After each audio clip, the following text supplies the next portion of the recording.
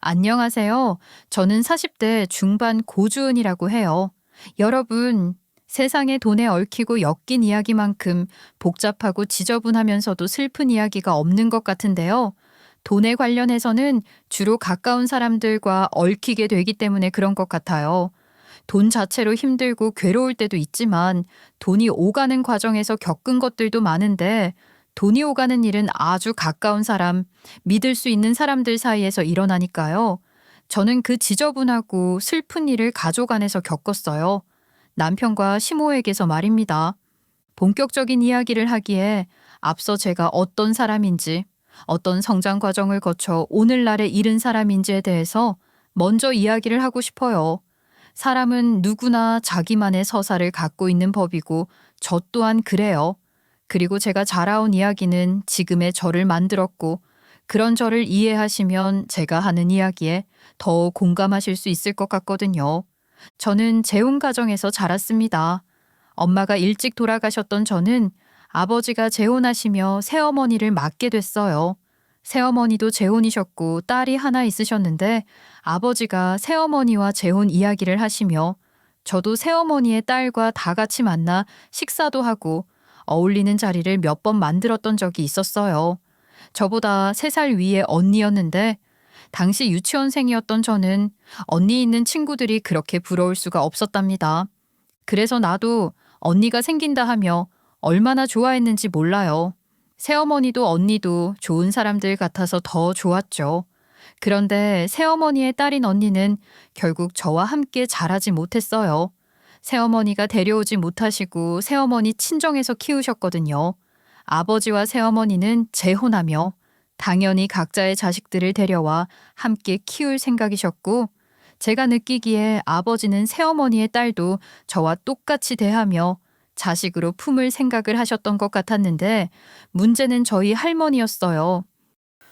이게 무슨 말도 안 되는 소리야. 내 집안에 왜 남의 씨를 데려와 키운다는 게냐? 말도 안 된다. 안 될 일이고 말고. 어머니, 어떻게 그렇게 말씀하세요? 그 사람한테 우리 주은이 키우게 하면서 저더러는 그 사람 자식을 모른 척하라는 말씀이세요? 저는 그렇게 못합니다. 데려와서 함께 키울 겁니다. 아유, 절대 안 돼.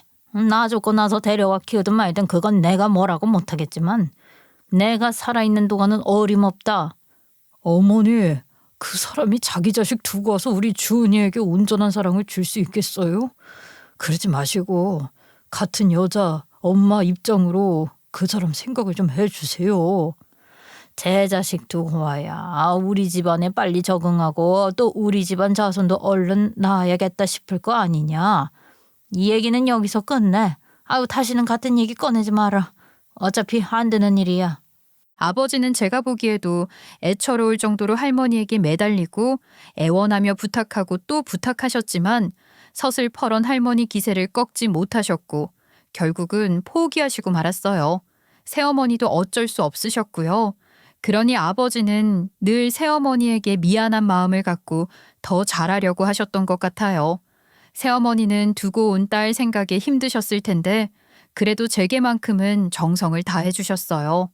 어릴 때도 그런 새어머니에게 감사하는 마음이 있었지만 자라면서 그 마음이 어땠을지 생각하게 됐고 더 큰 감사와 감동을 하게 됐죠. 하여간 저는 새어머니 덕분에 한창 엄마 손길 필요했던 시기를 따뜻한 엄마의 품을 느끼며 잘 자랄 수 있었어요. 새어머니에겐 죄송하고 안타까운 일이지만 저희 가족은 그렇게 서로를 위하고 보듬으며 행복하게 지냈던 것 같아요. 할머니가 저희 가족에 끼지만 않으면 말입니다. 명절이나 제사, 할머니 생신 같을 때 할머니 댁에 다녀온다거나 한 번씩 할머니가 저희 집에 다녀가실 때면 분위기는 아주 살얼음판이 되고 말았거든요. 아직도 소식이 없는 거냐? 아, 나는 너희들이 도대체 뭘 하고 있는 건지 모르겠다. 합쳐 살기로 했으면 바로 애부터 하나 낳아야 할 거 아니냐? 저희도 생각하고 있어요. 때가 되면 생기겠죠. 조급해한다고 되는 일도 아니고요. 참 천하태평한 소리도 한다. 니들 나이가 어려서? 너희들도 이제 젊다 소리 할 수 있는 나이 아니란 걸 알아야지. 너도 너지만 애미 나이가 벌써 몇이냐고. 네, 어머니. 챙겨주시는 것도 이제 열심히 먹고 있고. 그러면은 뭐해? 소식이 없는데. 주은이 저거 딸 자식 하나 키워서 어쩌자고. 시집가면 그만인걸. 에이그, 아들 하나는 있어야 한다. 할머니, 나는 딸 자식이라 아무 소용없다는 말이야? 그런 게 어딨어요. 어디 어른들 말씀하시는데 버릇없이. 넌 저기 가서 놀아. 준아, 이리 와. 엄마가 머리 새로 빗어줄게. 아까 옷 갈아입으면서 흐트러졌네. 애미, 너는 여기 와서 앉아야지. 어딜 가? 준이 내버려 두고 이리 와서 앉아라. 얘기 좀 하게. 그렇게 할머니는 매번 새어머니와 아버지를 앉혀놓고 아들 하나 빨리 낳으라고 닥달을 하며 일장연설을 하셨는데 그 레퍼토리는 저도 다 외울 지경이었다고요. 좋은 소리도 여러 번 들으면 질리는 법인데 그런 소리를 듣는 게 새어머니와 아버지는 얼마나 스트레스였을까요? 그뿐이 아니죠. 할머니는 아이 못 갖는다고 새어머니 시집살이를 얼마나 시키셨는지 몰라요. 결국 할머니는 그토록 소원하던 손주를 안아보지 못하고 돌아가셨고 할머니가 돌아가신 후 아버지는 새어머니에게 새어머니 딸을 이제라도 데려와 함께 지내자고 하셨어요. 새어머니도 아버지의 그 마음을 무척 반기며 언니를 데려오려고 하셨는데 언니는 이미 새어머니에 대한 원망이 커져버린 상황이었던 겁니다. 한창 극심한 사춘기를 겪던 시기여서 더 그랬을 수도 있다 하며 새어머니는 애써 아쉬움을 달래려 하셨고 아버지 또한 데려와 살진 않더라도 자주 왕래하며 지내는 것으로 관계를 회복해 보려 했지만 언니의 다친 마음이 쉽게 열리진 않았어요. 제가 느끼기에도 아버지가 재혼하기 전 저와 함께 어울리던 어린 시절 언니의 모습이 아닌 것 같고 많이 변한 것 같더라고요. 게다가 그 언니가 대학생이 되자마자 동아리에서 다 같이 산행을 갔다가 사고를 당해 사망하고 말았습니다.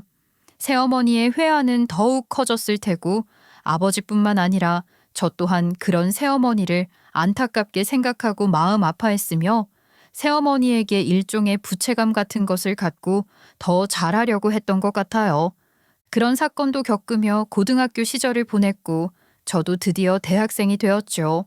제가 공부를 아주 잘하는 모범생이었다고 할 수는 없지만 그래도 하지 말라는 거 안 하고 얌전하게 지낸 모범생이었다고는 할 수 있거든요. 저 때만 해도 고등학교 때 연애하고 다니고 그러면 약간 날라리라고 생각하는 경향이 있었단 말이에요. 여중여고를 나온 저는 대학 들어갈 때까지 연애 경험은커녕 친하게 지내는 남사친도 거의 없었어요. 그렇게 대학생이 되고 동기들이나 과선배들 중에서도 남자인 사람들과 어울리는 것이 그렇게 어색할 수가 없었죠. 그런데 우연한 기회에 같은 과 남자 선배 한 사람과 친해지게 된 거예요. 저희 집에서 학교까지 가는 길이 다소 험난했는데 특히 출퇴근 시간 지하철과 버스는 그야말로 지옥이었거든요. 그래서 남들보다 훨씬 일찍 일어나 학교에 가곤 했는데 그렇게 일찍 학교에 도착하면 도서관으로 직행한 건 아니고 과방에 들어가서 한숨 더 자기도 하고 만화책 같은 걸 읽기도 하고 그랬어요. 그날도 남들보다 훨씬 일찍 학교에 도착해 과방 구석에 누워 있었는데 갑자기 과방 문이 벌컥 열리면서 그 선배가 들어오는데 전화 통화를 하고 있더라고요. 그러니 일어나 인사를 하거나 제가 그 공간에 있다는 걸 알릴 타이밍을 놓쳐버린 거예요. 제가 누워있던 자리가 얼핏 보면 잘 보이지도 않는 구석이니 그 선배는 제가 있다는 걸 전혀 몰랐을 거예요. 그 이른 시간에 누가 과방에 있겠나 싶었겠죠. 형이 내일 운동화 신고 나갔지? 아니라고? 거짓말하지 마. 그럼 그게 어디 갔다는 거야? 뭐? 우리 엄마가 빨았다고? 근데 형 말투가 왜 그래? 내가 뭘 형이야말로 우리 엄마가 형 새엄마라고 편거르게 하는 거 아니야. 아 됐어. 형이랑 이런 얘기하고 싶지도 않아. 그 선배는 그렇게 전화를 끊고는 깊은 한숨을 몰아쉬더니 분이 풀리지 않는 듯 씩씩거리더라고요. 의도치 않게 엿듣게 된 짧은 통화였지만 그 잠깐 사이에 뭔가 너무 많은 것을 알게 된 것 같았어요. 그것도 제가 알면 안 되는 것 같은 이야기를 말이에요. 그러니까 그 선배도 저처럼 재혼 가정에서 자란 사람인 거예요. 방금 선배가 통화한 형이라는 사람이 선배의 엄마를 새어머니라고 불렀으니 그럼 선배에게 그 형이란 사람의 아버지는 새아버지가 되는 걸까? 그런 짐작들을 해보며 숨을 죽이고 있을 수밖에 없었죠. 가뜩이나 제가 거기 있었다는 걸 알리지 못해 숨어서 엿들은 꼴이 되어버렸는데 뭔가 비밀 이야기를 들어버린 것 같은 애매한 상황이 되어버린 거예요. 아닌 게 아니라 제가 부스스 일어나니 그 선배는 쏘스라치게 놀라면서 얼굴빛이 한순간에 변하던데 자신이 재혼가정 출신이란 걸 절대 드러내고 싶지 않은 사람이란 걸 바로 알아볼 수 있었어요. 그렇지만 어쩌겠어요. 이미 제가 다 들어버린 걸 그 선배도 다 아는 상황이잖아요. 그래서 그냥 제가 먼저 이렇게 말해버렸답니다. 선배, 저랑 찌찌뽕이시네요? 저도 저희 아버지랑 새어머니가 재혼한 가정에서 자랐거든요. 저한테도 새어머니 딸인 언니가 있었는데 언니는 안타깝게도 먼저 하늘나라로 가고 말았어요. 그러니? 갑작스러운 가정사 고백이 당황스럽긴 한데 그래, 너도 재혼 가정에서 자랐다니 덜 부끄럽긴 하다. 다른 사람들한테는 선배 알죠. 저 그 정도 눈치는 있어요. 아무한테도 얘기 안 할게요. 어차피 아무도 모르는 것 같으니까 이거 소문나면 빼도 박도 못하게 저밖에 범인이 없는 거잖아요. 그러니까 절대로 얘기 안 해요. 그래, 고맙다. 찌찌뽕이라고 했니? 웃기는 말이긴 한데 반박을 못하겠네. 그래, 난 엄마가 새아버지랑 재혼하면서 새아버지 집으로 들어가 살게 됐어. 형은 새아버지 아들이고. 그러시구나. 저희 할머니는 새어머니한테 아들 하나 더 낳으라고 그렇게 잔소리를 하셨었는데 그 할머니도 이젠 돌아가셨고 저는 남동생이 없어요. 근데 넌 원래 아무한테나 그렇게 네 얘기를 그렇게 막 하냐? 제가 좀 그랬나요? 그런 건 아닌데 선배도 재혼 가정에서 자랐다고 하니까 저도 모르게 친근감이 발동했나 봐요. 불편하셨으면 죄송해요. 자제할게요. 아니, 불편한 건 아니고 그냥 좀 신기해서 그래. 너 같은 애 처음 본다. 제게 숨기고 싶은 치부를 들킨 선배가 곤란해하는 것을 무마시켜 보려고 제가 좀 오버한 것 같긴 한데요. 그렇지만 자연스럽게 그렇게 된 것도 사실이에요. 그렇게 그 선배와 저는 가정사의 공통 분모를 바탕으로 친근함을 느끼게 됐고 머지않아 연인이 됐습니다. 선배와 사귀면서 서로에 대해 더 자세히 알아가다 보니 정말 비슷한 점이 많더라고요. 선배의 엄마와 선배의 새아버지가 결혼하며 두 가정이 합쳐지게 됐고 그러면서 선배에게는 형이 생긴 거죠. 그러니까 제가 우연히 듣게 된 그 통화의 상대방인 형 말이에요. 그리고 선배의 엄마도 재혼 후 자식을 더 낳지 않았으니 그렇게 형제가 전부인 거죠. 물론 아주 다른 면도 있었어요. 새어머니의 딸과 함께 살지 못했던 저희 집과는 달리 선배네 집은 네 식구가 처음부터 같이 살았다는 게 우선 다르잖아요. 그런데 그보다 더 큰 차이는 엿들은 통화 내용에서부터 느꼈지만 형제 간의 사이가 그리 좋지 않다는 거예요. 선배의 형과 선배의 어머니와의 관계도 그리 좋지 않은 것 같고 사귀는 동안 새아버지에 대한 이야기를 거의 하지 않는 것으로 보면 선배와 새아버지와의 관계도 썩 좋은 것 같진 않았어요. 새삼 재혼 가정이라는 게 쉽지 않다는 생각을 했고 저희 부모님께 감사하는 마음이 더 커지는 것 같기도 했어요. 대학 신입생 때부터 시작해서 선배와는 연애를 꽤 오래 했죠. 둘 다 대학 졸업하고 직장 생활을 한참 하고 있을 때까지도 계속 잘 만나고 있었으니까요. 그런데 결혼 이야기가 오가지는 않았어요. 그 선배가 결혼에 회의적인 사람이었거든요. 확고한 비혼주의자라고까지 할 순 없어도 결혼에 큰 생각이 없는 사람임에는 틀림없었어요. 소위 결혼 정년기를 맞은 지가 언제며 둘 다 멀쩡하게 회사 생활 잘하고 있고 연애도 오래 했으니 주변에서 다들 이제 결혼만 하면 되겠네 소리를 심심찮게 했지만 선배는 선뜻 청혼을 안 하는 거예요. 그렇다는 걸 잘 알기에 저도 결혼 이야기를 먼저 꺼내지 않았고 그냥 그렇게 오래된 연인으로 지내는 것도 나쁘지 않다고 생각했어요. 그런데 그런 상황에서 저희 아버지가 말기암 선고를 받으신 겁니다. 선배가 결혼에 큰 뜻이 없는 사람이라는 거 나도 잘 아는데 우리 아버지 소원이 나 결혼하는 거 보고 눈 감으시는 거래.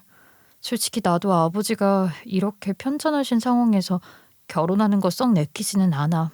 그래서 많이 고민하고 망설이기도 했는데 그래도 아버지 소원이시라니까 그 소원 들어드리고 싶어. 아버지가 편찮으신 거 나도 유감이고 마음이 안 좋아. 소원이시라니. 그 소원 나 때문에 못 들어드리고 그냥 돌아가시게 하면 나도 두고두고 죄송할 것 같긴 해.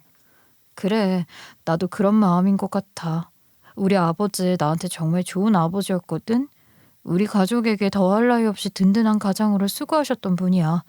마지막으로 효도하고 싶어. 그래, 그럼 우리 결혼하자. 예쁘게 결혼식 올리는 모습 보여드리자고. 조금이라도 기력 있으실 때 결혼하려면 결혼식장부터 서둘러서 알아봐야겠는데? 자존심이 상한다고 해야 할까요? 그런 것도 있었지만 결혼을 그리 긍정적으로 생각하지 않는 사람에게 결혼 이야기를 꺼내야 하는 것이 저로서도 그리 좋았던 건 아닌데요. 그래도 선배가 아니 이제부터는 남편이라고 할게요. 그래도 남편이 나름대로 흔쾌히 그 상황과 청혼을 받아준 것 같아요. 그 덕분에 저도 조금은 가벼운 마음으로 결혼할 수 있었어요. 아버지가 그토록 바라시던 결혼식을 치르고 얼마 지나지 않아 아버지는 돌아가셨지만 저는 홀로 되신 어머니께도 정이 깊잖아요. 무엇보다 어린 시절부터 저를 사랑으로 키워주신 분이시고 또 그러기 위해 많은 것을 희생하신 분이시니 감사하는 마음이 크고 또 아픔을 많이 겪으신 분이니 애틋하고 안타까운 마음도 컸어요. 그런 마음으로 새어머니를 자주 찾아뵙고 건강도 잘 챙겨드리면서 그렇게 잘 지냈죠. 그러나 시댁 상황은 그렇지가 않았어요. 그건 연애 시절, 아니 연애를 시작하기도 전부터 짐작하고 있었던 거지만 말이에요. 시부는 이미 결혼 전에 돌아가셨고 시모 혼자 계셨는데 시부 친자인 남편의 형, 그러니까 제게는 아주버님이 되는 그분과 시모는 아직도 시부가 남긴 유산 문제로 불편한 관계였거든요. 저는 그게 또 불편했던 것 같아요. 화목한 가정에서 자란 저는 가족 간에 그런 문제들로 다투고 있다는 게 너무 안타깝기도 했고 형제라고는 그 형 하나인데 다 같이 잘 지낼 수는 없을까 그런 생각이 들었어요. 아주버님이랑 어머니 말이야. 어떻게 화해를 좀 하실 수는 없을까? 가족이 많은 것도 아닌데 잘 지내는 게 좋잖아. 가족? 그런 말 하지도 마. 가족은 무슨. 그 형이라는 작자가 우리 엄마랑 법정까지 갔던 거 몰라서 그래? 그건 어머님이 소송을 거셨던 거 아니야. 그럼 새아버지가 돌아가시면서 전 재산을 다 자기 아들 앞으로 남겨놨는데 우리 엄마 입장에서 그걸 어떻게 받아들이니? 당연히 소송해야지. 아니 소송까지 가기도 전에 양심이 있으면 나랑 우리 엄마 몫을 내놨어야 할 거 아니야. 아주버님 얘기만 나오면 남편도 시모 못지않게 발끈하며 귀끝까지 시뻘개져서는 조금 과장하자면 개거품을 무는 겁니다. 얼핏 들으면 시부가 너무 하셨다 싶고 어떻게 그럴 수가 있나 싶을 수도 있어요. 시모가 받아들이지 못하는 게 당연하고 아주버님이 잘못했다고 생각할 수도 있죠. 그런데 조금 더 자세히 들여다보면 얘기가 좀 다르거든요. 우선 시부의 유산이라고 해봐야 그리 큰 재산이 아니긴 해요. 시댁이 원래 그렇게 대단한 부잣집도 아닌데 제가 보기엔 시모가 허영심도 많고 사치도 심한 편이거든요. 아니 제가 보기에만 그런 게 아니라 객관적 기준으로 그런 분이 맞아요. 그러니 시부가 살아계실 때도 시모 씀씀이나 그런 것들로 시부와 갈등이 없지 않았던 것으로 알아요. 시부가 유산을 모두 아주버님께 남기신 게 단순히 자기 핏줄에게만 상속하겠다는 편협하고 옹졸한 생각이 아니었다는 얘기예요. 법정까지 가서 시시비비를 가렸다고 했잖아요. 법정에서도 시모의 손을 들어주지 않았다고요. 시부 생전에 시모가 이미 시부의 재산을 너무 많이 썼고 남편 또한 시부에게 받은 게 많은 사람이에요. 반면 아주버님은 오히려 자기 힘으로 이룬 게 많은 분으로 대학 등록금도 시부 도움 안 받고 장학금이며 아르바이트며 그런 식으로 충당했다고 들었어요. 시부 입장에서는 그 모든 것들을 다 감안해서 얼마 남지 않은 재산을 공정하게 아들 앞으로 남긴 거라고 할 수 있는 거죠. 제가 보기에도 그렇고 실상을 알고 나면 누구라도 공감을 할 수 있는 상황인 것인데 남편은 완벽하게 시모 편인 거예요. 자기 어머니니까요. 그렇게 남편과 시모는 한 통속으로 걸핏하면 아주버님 욕을 해댔고 저라고 별 수 있나요? 그렇게 아주버님이랑은 가족이라고 할 수도 없는 상태로 지내고 있었던 겁니다. 아주버님은 일찍 결혼했다가 상처하신 분으로 홀로 어린 딸을 키우고 있었어요. 그래서 제가 더 마음이 갔던 것 같아요. 어린 조카를 제가 좀 챙겼거든요. 애가 너무 예쁘기도 하고 안 됐잖아요. 그런 상황에서 아주버님이 수술을 받을 일이 생겨 제게 조카를 며칠 돌봐줄 것을 부탁하셨고 전 얼마든지 그렇게 해드리고 싶었어요. 그런데 그 꼴을 시모나 남편이 두고 보겠냐고요. 뭐? 아이 그걸 네가 왜 하니? 아니 그놈도 그게 제정신이 아닌 게지. 지가 우리한테 한 짓이 무슨 짓인데 염치도 좋다. 너한테 그런 부탁을 해? 너도 그렇다. 그래서 지금 그걸 해주겠다는 얘기를 하는 거냐? 아이 무슨 말 같지도 않은 소리야. 그걸 당신이 왜 해? 지 아버지한테 받은 유산으로 사람 쓰면 될 거 아니야. 사람 쓰라고 해. 아이 당신은 빠져. 내가 단판 제일 참이니까. 뭐라고 하려고 그래. 그냥 내가 잘 얘기할게. 당신은 아주버님이랑 말 섞는 것도 싫으면서 왜 그래. 그게 아무리 싫어도 당신이 그 인간한테 어쩌고 저쩌고 하는 게 더 싫어. 당신은 그 인간한테 왜 그렇게 호의적이야? 전부터 마음에 안 들었는데 대체 누구 편이냐고. 무슨 누구 편이야.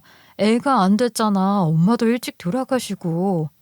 아유 글쎄 그놈의 자식이 애가 안 됐거나 말거나 네가 왜 마음을 쓰냔 말이다. 긴 말 할 거 없어. 넌 그냥 이 일에서 빠져. 우리가 알아서 할 테니까. 시모와 남편은 무슨 대단한 건수라도 잡았다는 듯이 펄쩍 뛰며 아주버님을 불러 온갖 소리 다하며 굴욕을 줬고 그 바람에 아주버님과 시모 남편 사이는 돌이킬 수 없는 강을 건너게 된 거예요. 괜히 중간에 껴서 이러지도 저러지도 못했던 저 또한 아주버님에게 원망도 들었고 마음이 너무 안 좋았지만 어쩔 수가 없었어요. 아주버님이랑 조카 챙기자고 남편과 시모에게 반기를 들 수는 없었거든요. 그렇게 아주버님이랑은 아예 멀어지게 됐던 것 같아요. 이후로는 일체 연락도 없이 남보다 못한 사이로 지내게 됐으니까요. 남편은 회사 생활 조금 하다가 기술직 공무원 시험 준비해서 공무원이 됐어요. 제가 봐도 남편은 회사 조직보다는 공무원 사회에 잘 맞는 사람이에요. 남편은 공무원 사회에서도 바른 생활 사나이라 불릴 정도였는데요. 우선 술, 담배를 안 해요. 그리고 가정에도 몹시 충실한 1등 남편감이자 성실한 공무원으로 정평이 나 있는 사람이었죠. 그런데 솔직하게 말하면 저는 남편에게 불만이 많았습니다. 남편은 저와 결혼은 했지만 아이는 원하지 않았어요. 그건 제가 이해하고 받아들여야 하는 문제일 수도 있어요. 애초에 남편은 비혼주에 비슷한 사람이었으니 아이 가질 생각도 당연히 없는, 말하자면 딩크족인 건데 남편이 결혼을 원하지 않는 걸 알면서도 결혼하자고 했던 제가 감수해야 할 문제라고 생각합니다. 그건 인정해요. 문제는 남편이 자기가 원하지 않아서 아이를 안 갖는 거면서 회사 사람들에게는 딩크족인 것을 숨긴다는 거예요. 완벽한 가장으로 자신을 포장하고 싶었던 남편은 아이를 가지려고 엄청 노력하는데도 아이가 생기지 않는 것으로 사람들에게 말하고 다녔더라고요. 심지어 꼭 저한테 문제가 있는 것처럼 말하고 다니는지 부부 동반 모임만 가면 사람들이 저한테 그러는 겁니다. 우리 형님도 애가 안 생겨서 정말 고생 많이 했고 안 해본 게 없는데 이 집에서 약지어 먹고 반년 만에 애가 들어섰잖아. 여기 명함이에요. 주은 씨도 여기 한번 가봐요. 한약이 아무리 좋다고 해도 이쪽으로는 무조건 불임 클리닉이 최고예요. 내 친구가 여기서 한 번만에 성공했는데 그렇게 잘 본다네. 주은 씨도 여기 알아봐요. 그런 소리는 왜 꼭 그렇게 은밀하게 소공어리는 걸까요? 그게 더 싫고 불편하고 불쾌했어요. 그렇잖아요. 멀쩡한데 불임으로 보이는 게 싫다는 게 아니라 저는 누구보다 아이를 갖고 싶은데 남편이 원하지 않아서 못 낳는 상황에서 왜 제게 무슨 하자가 있는 듯한 그런 소리를 들어야 하냐고요. 교묘하게 그런 상황을 만든 남편이 너무 얄미웠어요. 그런 문제로 잔소리도 하고 몇 번쯤은 다투기도 했지만 그것도 그때뿐. 남편의 마음이 바뀌지 않으니 아이를 가질 수는 없었고 40 넘어서면서부터는 저도 아예 포기하고 마음 접게 됐죠. 그래도 남들 보기에 다정하고 바른 남편이라는 울타리가 있는 게 좋다고 생각했고 남편이 저희 어머니에게도 할도리 잘하는 편이었으니 저 또한 시모에게 제 할도리 하면서 그렇게 지냈던 것 같아요. 그러던 어느 날 시모가 제게 조금은 난감한 부탁을 하시더라고요. 애미야, 내가 너한테 어려운 이야기를 좀 해야 하는데 말이다. 내가 갑자기 큰 수술을 해야 하게 생겼어. 네? 수술이요? 아니, 갑자기 무슨 어디가 얼마나 안 좋으신 거예요? 그 일도 알아요? 알지, 그럼. 이게 돈이 보통 많이 드는 수술이 아니어서. 아휴, 내가 그놈의 자식이 가로채간 도움만 제대로 지켰어도 이런 돈 걱정은 안 하고 사는 건데 아주 속이 상해서 못 살겠구나. 수술비가 얼마나 많이 드는데요. 그이는 별말 안 하던데요. 내가 너한테 직접 얘기한다고 놔두라고 했어. 그게 수술비에 입원비에 치료비 다 합하면 1억 가까운 돈이 들게 생겼지 뭐냐. 1억이요? 아니, 무슨 병원비가 그렇게 많이 들어요? 보험도 안 되는 거예요? 내가 하는 수술이 원래도 비싼 수술인데 내 상황이 특수 상황이라나 뭐라나. 보험이 안 되는 것도 많고. 아유, 당장 수술을 해야 한다는데 어떡하니. 내가 오죽하면 너한테 이런 부탁을 다 하겠어? 아유, 어머니, 저한테도 그렇게 큰 돈은 없어요. 그이도 제 상황 다 아니까 어머니께 해드린다고 못한 거죠. 1억이라니. 아니, 너한테는 없어도 너희 친정에는 있지 않니? 너희 친정어머니 부동산으로 돈 좀 버셨다면서? 시모는 잠시 머뭇거리는 듯 하더니 바로 본론으로 들어가더군요. 저희 친정을 들먹이는 거예요. 시모 말이 틀린 말은 아닙니다. 제 새어머니, 그러니까 친정어머니가 최근 부동산 덕을 좀 보셨거든요. 그렇다고 저희 친정어머니가 무슨 부동산 투자를 크게 하시고 그런 건 전혀 아니고요. 어쩌다 집을 옮기시는 과정에서 운 좋게 시세 차익을 좀 크게 누리게 되신 거예요. 남편이 그걸 알고 있었으니 시모에게 얘기를 한 모양이고 시모는 그 돈을 좀 빌려달라고 하는 거죠. 정말이지 너무 곤란한 상황 아닌가요? 친정에 여윳돈이 있다는 걸 다 알고 콕 집어서 그 돈을 빌려달라고 하는데 모르는 척할 수도 없고 그렇다고 그 큰 돈을 심지어 제 돈도 아닌 것을 제가 어떻게 할 수도 없잖아요. 그래서 시모에게는 일단 친정어머니와 상의를 해보겠다고 하고 친정어머니를 찾아갔어요. 자초지종을 들은 친정어머니는 잠시 생각을 하시더라고요. 당연하죠. 어려운 문제입니다. 다른 것도 아니고 수술하셔야 하는 돈이라는데 어떻게 모른 척을 하겠니? 돈 있는 것 다 알고 빌려달라고 하시는 걸. 아무리 그래도 1억은 너무 큰 돈이잖아요. 제 돈이라도 망설여질 것 같은데 제 돈도 아니고. 그런 생각은 하지 마. 내 돈이 곧 네 돈이지 뭘 그런 말을 하니. 듣는 엄마 서운하게. 아이, 그래도요. 그게 그런 게 아니죠. 아무리 가까운 사이라도 돈 문제는 항상 뭔가 좀 찜찜하고 그러네요. 친구 사이, 가족 사이라 하더라도 돈 거래는 절대 안 한다는 철칙을 세워놓고 지키는 사람들 많잖아요. 돈도 잃고 사람도 잃고 그런 경험을 하다 보니 사람들이 그렇게 되는 거 아니겠니? 가까운 사람일수록 지키고 싶으니까. 아, 그래도 역시 해드리는 게 맞는 거겠죠? 수술하셔야 한다는데 어쩌겠어요? 그래, 그러는 게 맞는 것 같다. 해드린다고 해. 죄송하고 고마워요, 어머니. 결국 친정어머니와 상의 후 좋은 게 좋은 거라는 생각으로 시모에게 1억을 빌려드리기로 했습니다. 아무리 좋은 마음으로 빌려드리기로 한 것이라 하더라도 금액이 금액인 만큼 최소한 차용증 같은 건 만들어두고 싶었거든요. 솔직히 당연한 거라고 생각했어요. 그런데 시모는 가족끼리 뭘 그런 걸 만드냐 하며 차용증도 없이 1억을 날름 받아가더라고요. 그때만 해도 저는 시모에게 돈 문제를 갖고 왈가왈부하는 것이, 그것도 제가 돈을 빌려드리는 입장이라 더 조심스러웠던 것 같아요. 시모 입장 생각해서 조심하다 보니 얼렁뚱땅 그렇게 차용증도 없이 1억을 시모에게 송금하게 된 거죠. 남편은 이 과정에서 아예 아무런 관여를 안 했어요. 전혀 상관없는 사람처럼 말이에요. 그렇게 1억이라는 큰 돈을 아무런 장치 없이 덜컥 빌려줬는데 그 돈 받아가자마자 남편이란 놈이 이혼 서류를 들고 나타나더군요. 이게 뭐야? 이혼? 지금 나랑 이혼하겠다는 거야? 애초에 난 결혼할 마음도 없었던 거 알지? 네가 효도해야 된다 어쩐다 하면서 죽을 날 받아놓은 네 아버지 팔아서 한 결혼 아니야. 뭐? 어떻게 말을 그런 식으로 해? 이제 뭐 막 나가자는 거야?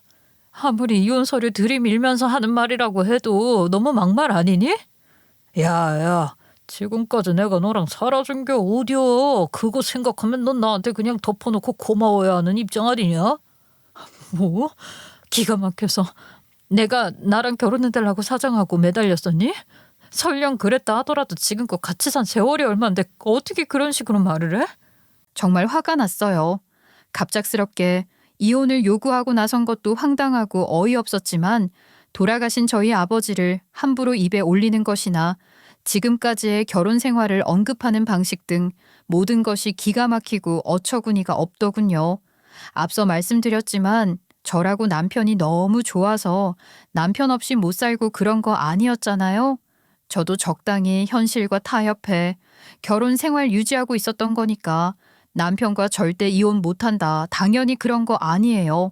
이혼까지 타면 하는 거죠. 그런데 이런 방식은 정말 아닌 거잖아요. 그야말로 분노가 치밀어 올랐어요. 그리고 지금 상황이 어떤 상황인지 아시죠? 친정에서 1억이라는 큰 돈을 만들어준 상황인데 그 돈 해주자마자 이혼 서류 내미는 걸 어떻게 생각해야 하나요? 이혼할 마음을 오늘 아침에 갑자기 먹은 건 아니었을 테고 이럴 생각이었으면 우리 친정에서 돈 빌리는 건 안 했어야 하지 않니? 돈이라니? 아, 뭔 돈?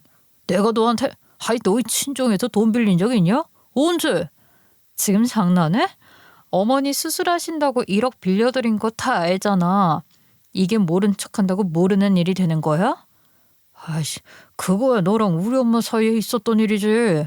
난 상관도 안 했는데 그걸 왜 나한테 그래? 지금 말 다 했어? 그런다고 내가 그 돈 못 받아낼 줄 알아? 글쎄, 그건 우리 엄마랑 얘기하라니까. 근데 너 차용증은 써냐? 우리 엄마가 어떤 사람인데 모르긴 몰라도 너 그 돈 받기 힘들 거다. 네 엄마가 가족끼리 무슨 차용증이냐며 그런 거 없어도 된다 그러더라.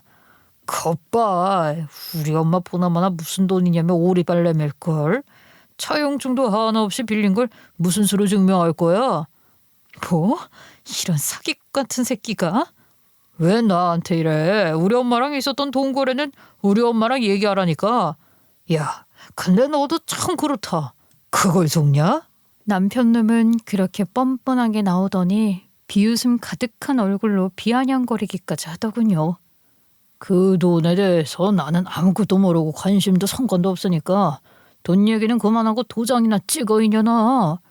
뭐? 이 새끼가 정말. 야, 이 등신아. 네 눈엔 내가 바보로 보이냐? 내가 속은 거 같아? 속아준 거야. 알아? 뭐? 이게 갑자기 왜 이래?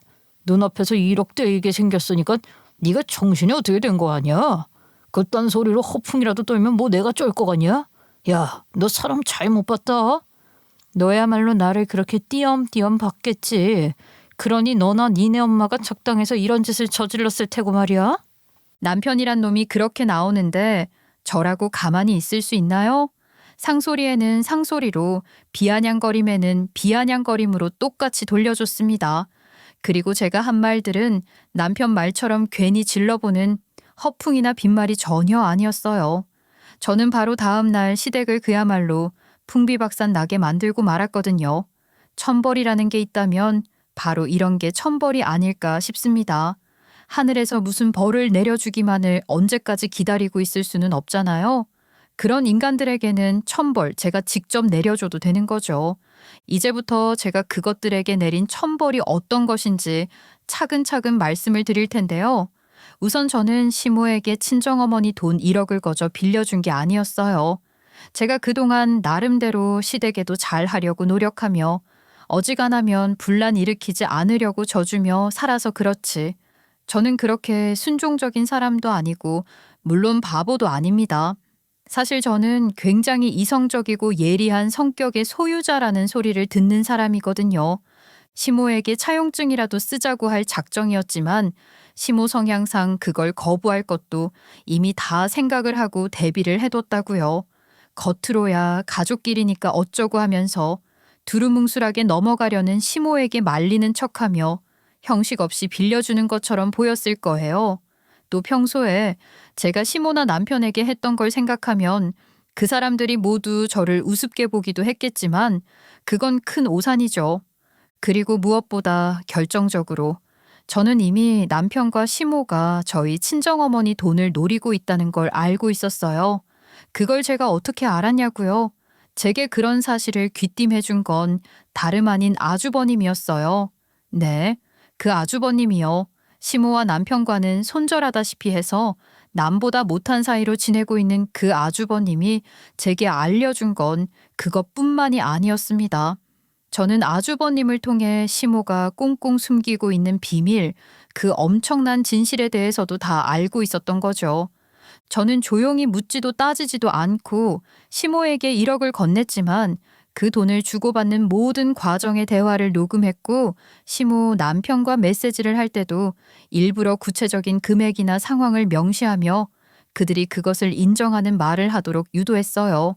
나름대로 증거를 만들지 않을 작정이었던지 시모가 현금으로 1억을 만들어 달라고 했고 저는 시모가 원하는 대로 그렇게 해줬지만 그 모든 과정에서 증거를 남겼어요. 은행에서 돈을 찾으면서도 시모 남편과 통화를 하며 제가 그 돈을 왜 찾는지 찾아서 어떻게 할 것인지 구체적으로 언급하며 모든 대화를 녹음했어요. 말끝마다 제가 돈을 빌려주는 거라는 걸 강조하면서 말이에요. 그런 증거를 확보해뒀으니 저는 당당하게 이혼 그까짓 것 얼마든지 해준다고 생각했던 것이고 남편이란 놈이 제게 이혼 이야기를 꺼낸 바로 다음 날 저를 만만하게 본 시모와 남편을 응징하기로 한 겁니다. 저는 바로 채권 회수 통보를 위한 내용 증명을 남편과 시모에게 날렸고 시모와 남편 명의의 통장과 부동산, 차량까지 가압류 조치에 들어갈 거라고 통보했어요. 그랬으니 당연히 시모와 남편이 길길이 날뛰며 쫓아왔더라고요. 남편 놈은 그렇게 바른 생활 어쩌고 하면서 회사도 내팽개치고 달려온 것 같은 거예요. 그 꼴을 보니 어찌나 가짠턴지요. 내용 증명? 가압류라니. 네가 무슨 수로 나한테 이런 걸 건단 말이야. 내가 무슨 수로 그러는지까지 내가 너한테 설명해줘야 하니? 네가 받은 서류를 찬찬히 훑어보고 그래도 모르겠거든 네가 알아봐. 이게 어디서 어줍잖은 변호사 상담이라도 받은 모양인데. 야, 그렇게 헛돈 쓰지 말고 한 푼이라도 아껴. 네 엄마 1억 그거 너 못 받아. 그 돈 받는지 못 받는지 넌 잠자코 지켜보기나 해. 어차피 넌 상관도 없는 돈이라며. 아니 그런데 이게 정말 아까부터 어디서 자꾸 너너거리는 거야. 이게 정말 제정신 아닌 거지? 이제 남편도 뭣도 아닌데 내가 무슨 예의를 차리나요? 그리고 넌 상관없는 거라고 했지만 너희 엄마가 그 1억으로 뭐 하려고 했는지는 아니? 그게 무슨 소리야? 그 1억은? 아니 뭘 하긴 뭘 해. 나 수술해야 한다니까. 수술은 무슨? 너무 멀쩡한 거 잘 알고 있고요. 당신 아들 합의금 만들어주려고 했던 것도 난 다 알고 있어요. 야, 넌 알았냐? 너희 엄마한테 너 말고 아들 하나 더 있는 거? 뭐? 엄마 이게 무슨 소리야? 아들이 더 있다니. 합의금은 또 뭐야? 그 돈 받으면 나랑 반띵하기로 해놓고 아직도 송금 안 한 거 내가 이상하다 했어. 아, 정말이야? 야, 넌 지금 그런 소리를 하면 어떡하니? 그래, 이제 네 입으로 슬슬 다 말하는구나. 그랬겠지. 그 돈 받으면 사이좋게 나눠 쓰는 줄 알았겠지. 근데 어쩌니? 그 돈에 네 몫은 없었던 모양인데? 멍청하긴. 그걸 속냐? 그렇게 당해? 하여간 멍청하긴. 엄마, 아 진짜야? 뭐야, 아들? 그게 누군데? 엄마한테 무슨 아들이 또 있어? 어떻게 그럴 수가 있냐고? 저는 한껏 여유로운 말투로 남편을 바보 취급하며 시모의 비밀, 숨겨진 엄청난 진실을 그렇게 폭로했습니다. 비밀을 들킨 시모는 당황해서 아무 말도 못하고 어쩔 줄 몰라 했고 그 사실에 대해 전혀 알지 못했던 남편은 그야말로 벙찌더군요. 네, 맞아요. 아주버님이 제게 알려준 또 하나의 엄청난 진실이 바로 이겁니다. 시모에게 남편 외에 아들이 하나 더 있었다는 거요. 그 아들의 존재는 돌아가신 시부는 물론 남편도 전혀 몰랐던 것이니 시모가 얼마나 오랫동안 꽁꽁 숨겨준 비밀이었는지 알만하죠. 그 아들은 시모가 남편 친부인 전 남편과의 결혼 생활 중 외도를 해갖게 된 아들이었어요. 그 결과 이혼까지 당한 거죠. 당시 어렸던 남편은 시모가 이혼당하고 어디 돈 벌러 간 줄로만 알았겠지만 실은 다른 곳에 가서 아무도 모르게 출산을 했던 거예요. 그렇게 낳은 아이를 몰래 키웠으니 남편조차 까맣게 모르고 있었던 겁니다. 그런데 시모가 몰래 낳아 키우고 있었던 그 아들이 보통 문제아가 아니었던 거죠. 자라는 내내 말썽을 피워 시모가 그 뒤치다꺼리도 적잖이 했을 거예요. 물론 시모가 사치와 허영이 심한 것도 맞지만 돌아가신 시부의 재산을 소비한 것 중 그 아들 밑에 들어간 돈도 무시 못할 수준이라고 하더라고요. 그 아들은 아직도 사고를 치고 다니며 합의금 만들어내라고 하는 골칫덩어리였고 말이에요. 그렇게 어렵게 몰래 낳아 키운 아들이 아직도 그렇게 사고만 치고 다니니 속상하시겠어요? 아무리 그래도 그렇지. 이렇게 내쫓을 며느리 친정돈을 끌어다 그 아들 합의금을 대다니 너무하신 거죠. 네가 어떻게 그거를 다 이게 대체? 엄마, 왜 이래? 똑바로 말을 해. 말을 해보라고. 말도 안 되는 헛소리라고 말을 해야지. 왜 가만히 듣고만 있어? 이게 다 정말이라는 거야? 너한테도 곧 말하려고 했어.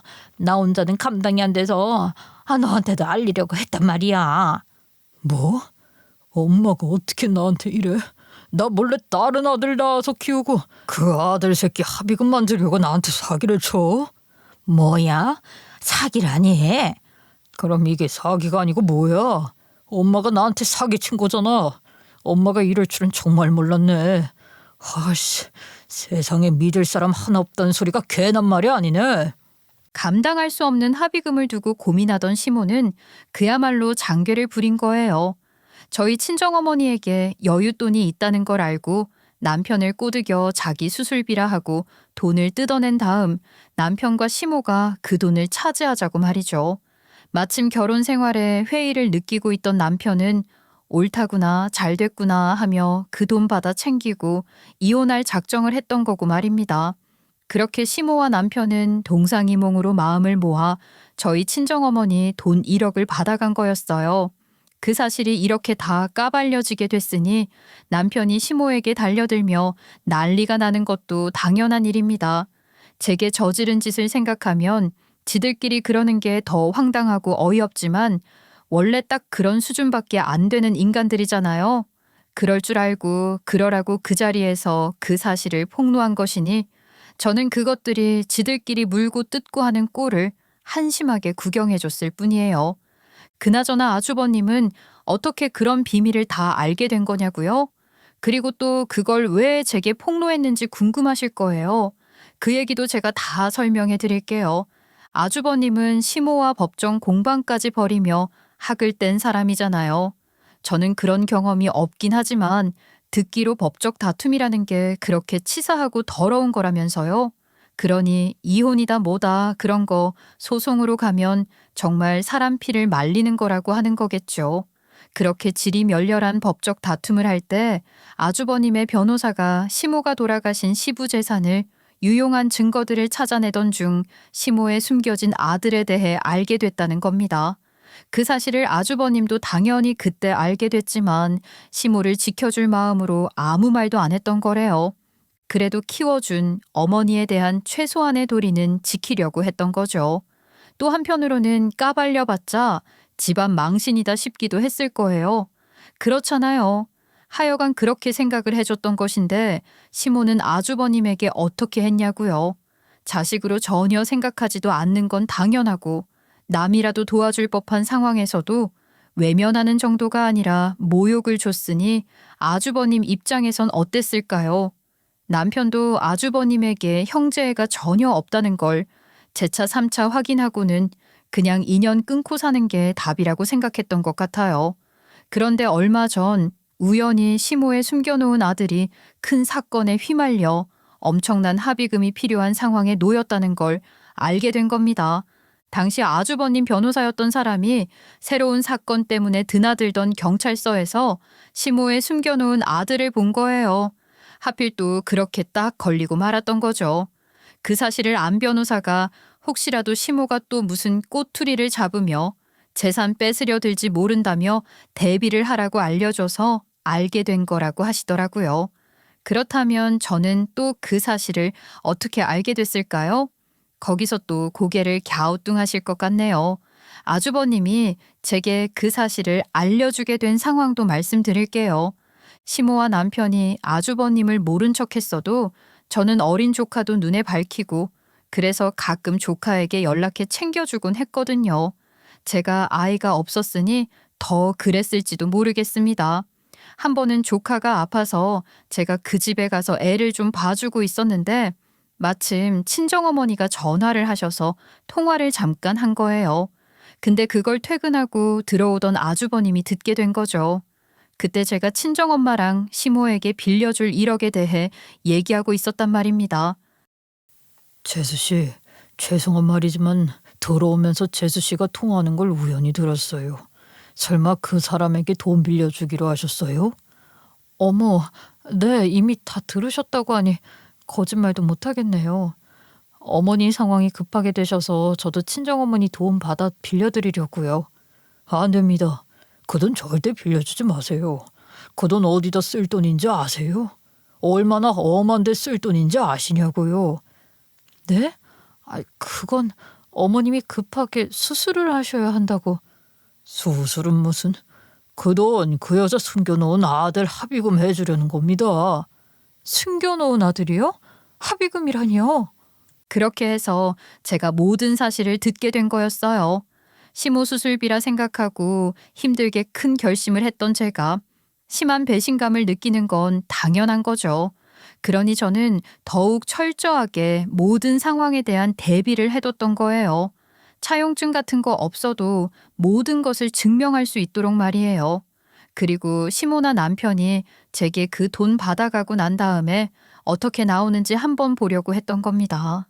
시모가 제게 거짓말을 한 것만으로도 이미 충분히 배신감에 치를 떨 만했지만 100번 접어 생각하자면 시모 입장에서 당장 자기 아들 살리기 위해 그런 거짓말을 했더라도 어떻게든 제 돈을 갚으려고 한다거나 하는 진실한 모습을 보일 수도 있지 않을까 그런 기대를 하기도 했었어요. 그러나 제 기대는 보기 좋게 빗나갔고 1억 해주자마자 그것들이 어떻게 나왔는지는 다시 말하기도 싫네요.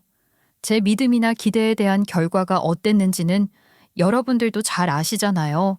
저는 일단 법적으로 제 권리를 최대한 보장받았어요. 그 돈이 명백히 빌려준 것이라는 것을 인정받아 회수할 수 있다는 처분을 받았고요. 함께 진행한 이혼 소송에서도 재산 분할이나 위자료 등 모든 조건에서 제가 유리한 고지를 선점할 수 있었어요. 당연한 결과였습니다. 시모에 숨겨진 아들이 드러났고 그 아들을 위해 남편을 속였던 시모였으니 남편과 시모와의 관계도 완전히 무너지고 말았어요. 남편은 법정에서 나오며 길거리에서 시모에게 상소리까지 하며 고함을 치는 게 지나가던 시민에게 찍힌 모양인데 그 영상이 한바탕 휩쓸고 지나가는 바람에 회사에서도 아주 곤란한 상황이 되었다고 해요. 남편이 누구보다 위선적이고 계산적인 사람이란 걸 저는 이미 잘 알고 있었지만 주변에서는 특히 공무원들 득실거리는 직장에서는 더 없이 성실하고 가족 중심적인 애처가로 알려져 있었잖아요. 그런데 알고 보니 처가 재산이나 탐하고 자식은 물론 결혼에도 전혀 마음이 없는 차가운 현실주의자였다는 사실이 다 까발려진 데다 이유가 어찌됐든 자기 엄마에게 그렇게 대하는 것까지 영상으로 박제가 됐으니 명예가 땅에 떨어진 거죠. 전 남편은 많은 걸 잃은 상태로 저를 찾아왔더라고요. 내가 지금 정말 곤란한 상황이야. 당신도 알다시피 나도 피해자라고. 알지? 우리 엄마라는 사람이 어떤 사람인지. 그러니까 그런 엄마도 나를 불쌍히 여겨서라도 나 좀 도와줘. 무슨 소리라는 거야? 네가 불쌍해? 네가 피해자야? 속아 웃겠다. 내가 널 뭘 도와주니? 네가 나서서 난 그런 사람 아니라고. 다 우리 엄마 때문에 꼬인 거라고 말 좀 해줘. 그리고 내가 가정에 충실했던 좋은 남편이었다고 그렇게 포장 좀 해달란 말이야. 포장은 네가 잘하잖아. 셀프 포장. 난 그런 거 소질도 없지만 해줄 마음도 없어. 내가 그걸 왜 해주니? 어디서 피해자 코스프레야? 어이없네. 내가 잘못했어. 당신한테 그러면 안 되는 거였는데 나 정말 후회해. 할 수만 있다면 뭐라도 해서 용서를 빌게. 나 좀 도와줘라. 이제 와서 그런 후회해봤자 돌이킬 수 있는 건 아무것도 없어. 네 살 길은 네가 만들어 가야지. 그걸 왜 나한테 와서 이래? 그러지 말고 좀 도와주라. 나 정말 당신밖에는 부탁할 곳이 없어서 그래. 지푸라기라도 잡는 심정이라고. 잘 들어. 쓸데없는데 이렇게 낭비할 시간에 가서 네가 그렇게 지키고 싶은 네 명예는 너 스스로 새로 쌓든지 말든지 하라고.